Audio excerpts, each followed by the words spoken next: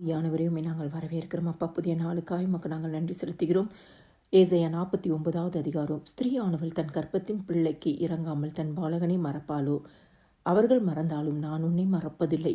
இதோ என் உள்ளங்கையில் உன்னை வரைந்திருக்கிறேன். உன் மதில்கள் எப்போதும் எனக்கு முன் என் முன் இருக்கிறது.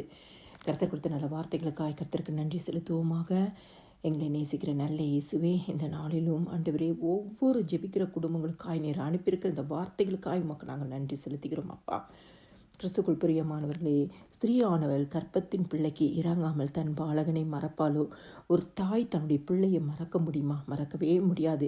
ஆனால் அவர்கள் மறந்தாலும் நான் உன்னை மறப்பதில்லை என்று சொல்லி ஆண்டவராக இயேசு கிறிஸ்து உங்களுக்கு வாக்கு பண்ணியிருக்கிறார்.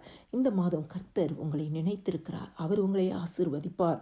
அவர் உங்களை மறப்பதே இல்லை. மறக்காத தேவன், உங்களை நினைத்திருக்கிற தேவன் இந்த மாதம் உங்களை ஆசீர்வதிப்பார். இந்த நாள் உங்களை ஆசீர்வதிப்பார். இதோ என் உள்ளங்கையில் உன்னை வரைந்திருக்கிறேன். ஆண்டவர் உங்களை மறந்து விடாதபடிக்கு அவருடைய உள்ளங்கையில் அவர் வரைந்து வைத்திருக்கிறாராம். இந்த செய்தியை கேட்குற ஒவ்வொருத்தரும் ஆண்டவராக இயேசு கிறிஸ்துவின் உள்ளங்கையில் வரையப்பட்டவர்களாக இருக்கிறீர்கள். கர்த்தர் உங்களை பார்க்கிறார். உங்கள் சூழ்நிலைகளை பார்க்கிறார். உங்களுடைய வேண்டுதல்களை பார்க்கிறார். உங்களுடைய விண்ணப்பங்களை பார்க்கிறார். எதை கொண்டு ஏங்கிக் கொண்டு இருக்கிறீங்க என்பதை பார்க்கிறார். எதை கொண்டு தவித்து கொண்டு இருக்கிறீர் என்று பார்க்கிறார். கர்த்தர் உங்களை உள்ளங்கையில் வரைந்திருக்கிற தேவன், உங்களை மறக்காத தேவன், உங்களை நினைத்திருக்கிற தேவன். இந்த காலை வேளையில் இந்த வசனத்தை கேட்கிற உங்களை ஆண்டவர் நினைத்திருக்கிறார். அவர் உள்ளங்கையில் வரைந்து வைத்திருக்கிற தேவன் உங்களுக்கு வேண்டிய எல்லாவற்றையும் தருவார். உங்களையும் உங்கள் பிள்ளைகளையும் சந்ததிகளையும் தேவன் ஆசீர்வதிப்பார்.